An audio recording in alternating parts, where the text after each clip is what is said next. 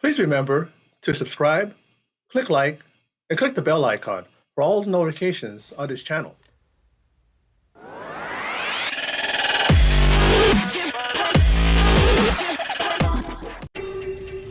The brain sometimes has the ability to rewire itself. You've been lying to me. You know things you shouldn't. What is it? What's happening, Mom? The coma? It changed things. This your girlfriend, bro? Leave her alone. You aren't my mom, are you? Time to do your thing.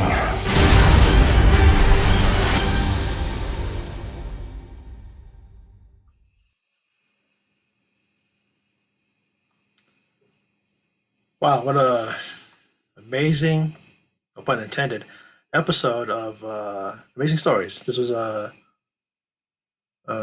episode 4 entitled Science of Life.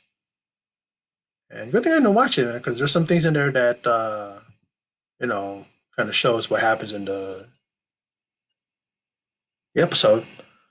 This one was really well done. I mean, it was like cinematic. It was like I was watching a movie.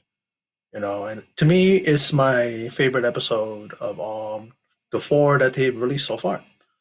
So it'd be this one, followed by The Cellar, followed by Dino Man and The Vault, and then followed by what's it called? The Meat. See, it's like so forgettable. I forgot the title of it. But it was so far so good with all the episodes. They brought something, but I love this episode the most. You just didn't know what she was, the mother. She comes out of a coma, and at first, when she started remembering things, and when she started, this mysterious guy, Wayne, comes into her life, and you just start seeing things. And I thought she was like a sleeper, like someone who they wake up and they know everything. They know all these things that not no normal human being would know. It's like a secret agent kind of a thing. So I thought she was. And her daughter was only 12 when she fell into a coma after having a car accident. Her mother comes back and she's 18 years old, 17, 18, and life's different. And she's trying her best to bring her mom back, to let her remember everything. And eventually, she tells her that her mom is not coming back and that she has to move on and forget about her. And she decides to do that with her boyfriend, I guess, because they really didn't really establish that they were boyfriend and girlfriend, but they're very close, you could tell. Her friend Cody, and he was in some trouble because he borrowed money. And when they robbed that was the restaurant, and then the guy shows up, the dude, and mother, who we find out that they are alien beings, I guess. They leave their body because their body is just a vessel for them. And they took this other girl that was being held, and I believe it was like a thing where it's like, what would have happened if they would have captured ET, right? That they wanted, these scientists or whatever wanted to get ET so that they could do experiments on them and stuff like that. It's almost like this, and they got her. She's the first one to go. Does whatever the energy that leaves that body and just went in through the electrical current and all that, and this goes off into space. Same thing with the guy Wayne, but he and Sarah get into it. They fight each other, but she pretty much puts him down to the point where he's like, he just gives up and he just basically goes and leaves the vessel and his body and goes up and follows the other girl. She then comes back and is able to, and this is the thing that I'm just thinking about now, where she did the thing with her hand and she pushed the guy, sailed him through a window, smashing through a window into the restaurant, right? And then when her mom's back turned to the window, the guy gets up and shoots her in the back. I just thought about that now. I go, how the hell did he get up from that? You know what I mean? Like it was weird. I don't know, but that was just a way, I guess, to kind of show what was going to happen next. Now the mother is, she's dying, and life force comes out of her and goes right into the telephone poles, the telephone lines, and starts going zipping back and forth. And then I'm like, as soon as I saw that happen, I go, oh, I think I know what's going to happen next. And the life force, or a little bit of it, goes into the those what do you call those things where you rub them together and you try to revive somebody. Sorry if I forget the name, but the daughter sees electrical, kind of like a life force, like got a little bit of a glow.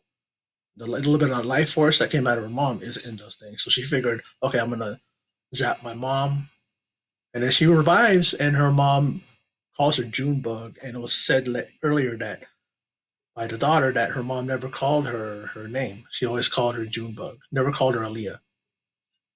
And she comes back, and then they're seen that later on in her daughter's apartment, and they're remembering everything, and then all is well and all is happy between them. And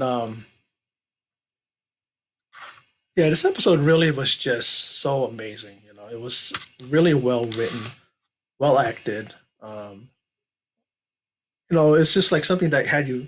I loved it because it had you guessing the whole time. Like I didn't even know what she really was until, of course, the last part where they're pretty much aliens, life forces, from another planet, and really shows to show that life force that inhabited her mom's body actually cared about the daughter and wanted to bring the mom back, and she did.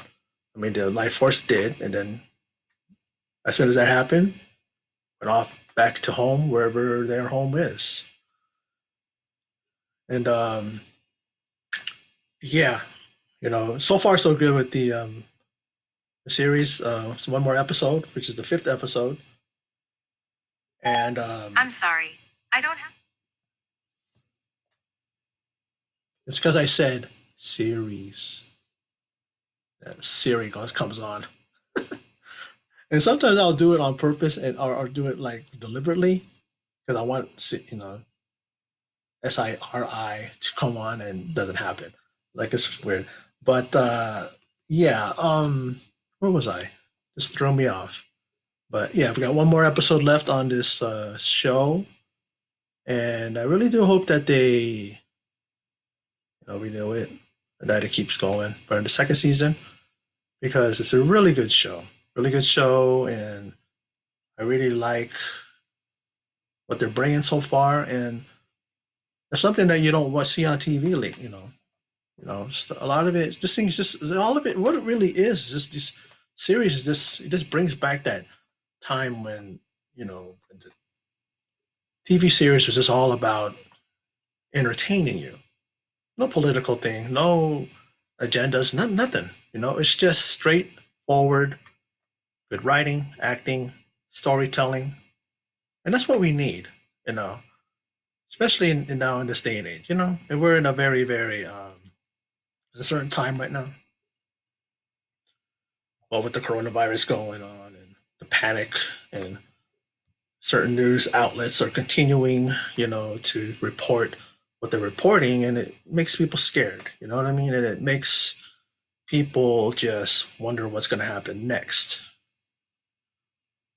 I think we'll get through this. I think we definitely are going to be okay, but it's going to be some time before that happens. But we have our families to turn to. We have each other. And I've even seen some of my cousins. They be doing you know face to face, like Skyping and all that stuff, and that's good. At least that's a way you keep in contact with your loved ones who you can't see at the moment.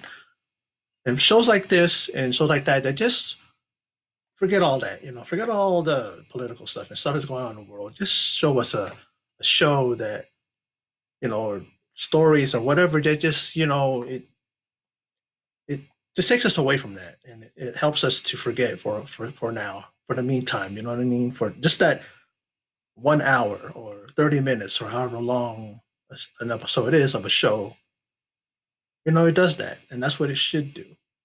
That's how it should be. You know. But anyway, that's my reaction and my review and my thoughts on the recent episode, episode 4, entitled "Signs of Life" from Amazing Stories. I enjoyed it, and before I sign off, just as I usually do, please, I would like to ask for you to subscribe if you have not yet. And for those of you who have subscribed, thank you very much for your support. And if those of you who haven't subscribed and you do, please click the bell icon to be notified whenever I upload a video. If you like this video, please click thumbs up and also share it on whatever social media platform you use. And well, I appreciate you stopping by. And in closing, and as always, take care.